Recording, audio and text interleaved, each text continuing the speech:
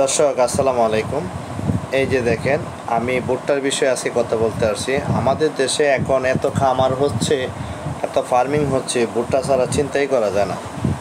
ভুট্টা সারা বছর ভুট্টা উৎপাদন করা যায় সারা বছর।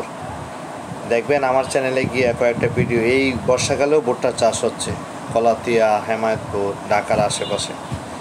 আপনি এই ভুট্টা যখন হয়, ভুট্টা সহ সাইলেজ করলে গরুর জন্য ভালো হয়, কিন্তু এখানে অর্থকরীভাবে কৃষক একটু দুর্বল হয়ে যায়। আপনি চিন্তা করেন, একর প্রতি অনেক ভুট্টা হয়, ভুট্টার ভালো দাম 900-1000 টাকা মন থাকে। আপনি এই ভুট্টাটা যদি কাঁচা অবস্থায় সাইলেজ না করেন, আপনি ভুট্টা হারভেস্ট করেন, ভুট্টা দিয়া আপনার হয়, আটা হয়, ময়দা হয়, পুষ্টিকর খাবার হয়, কিন্তু আপনি গাছটাকে ভুট্টা সাইলেজ করেন, শুকনা হোক তারপরও সাইলেজ করেন, কিন্তু এটার সাথে আপনি সুষম খাবার মিক্সড করেন। যখন গরুর সামনে দিবেন, আপনার গরুর সামনে তখন দিবেন, তখন বিভিন্ন ধরনের এই প্রোটিন, ফ্যাট এবং গ্লুকোজ তো আছেই, ভুট্টার গাছ একসাথে মিশিয়ে দিবেন। যেমন আখের গুড় দিতে পারেন, একটু ভুট্টার বেসন দিতে পারেন।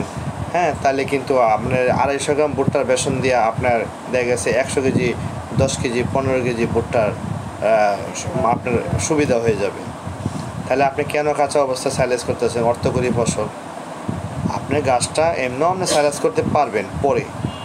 শুকনো অবস্থা শুকনো ভুট্টাও গরু খায়, সেই খাবার খায়, কিন্তু এই ভুট্টাটা সাইলেজ করার পরে কি করবেন, আপনি যখন গরুর সামনে দেবেন তখন একটু বুটের বেসন দিবেন, একটু মোলাসেস দিবেন। তাতে কি হবে, এই যে ভুট্টার যে পুষ্টিগুণটা এটা চলে আসবে।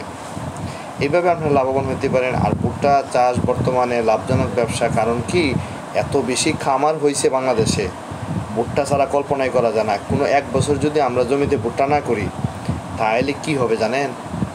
লক্ষ লক্ষ টাকার, কোটি কোটি, হাজার হাজার ডলার খরচ হয়ে যাবে বাইরের থেকে খাবার। এমনি তো ফিড মনে করেন বাইরে ইউক্রেন বিভিন্ন দেশ থেকে যে আমরা আনে বড় বড় কোম্পানি, তাদের ভালো টাকা খরচ হয়।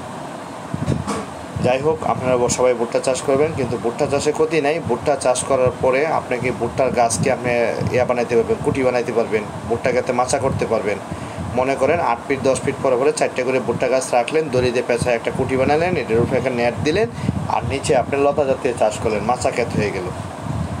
এটা হচ্ছে কুটির কাজ করবে। আপনারা ট্রাই করে দেখেন, একটা 2টা 3টা 4টা ভুট্টা গাছ একসাথে বাঁধেন, অনেক মজবুত হবে।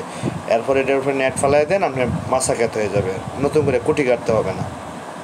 এই যে ভুট্টার ব্যবহার। তবে ভুট্টা চাষে লাভবান, হ্যাঁ, ভুট্টা একটু উর্বর জমি লাগে, একটু রসালো জমি লাগে, এই সে বিষয়। তবে আপনারা ভুট্টার এই ব্যবহারগুলো করতে পারেন, ভুট্টা চাষ করলে লাভ আছে। আর ভুট্টা সাইলেজ হয়, ভুট্টা দিয়ে ময়দা হয়, সব কিছু হয়। তবে কৃষক যে শুকনা গাছটা, এটাকে আপনার সাইলেজ করার জন্য আপনার যে মেশিন, সেটাকে প্রস্তুত রাখতে হবে।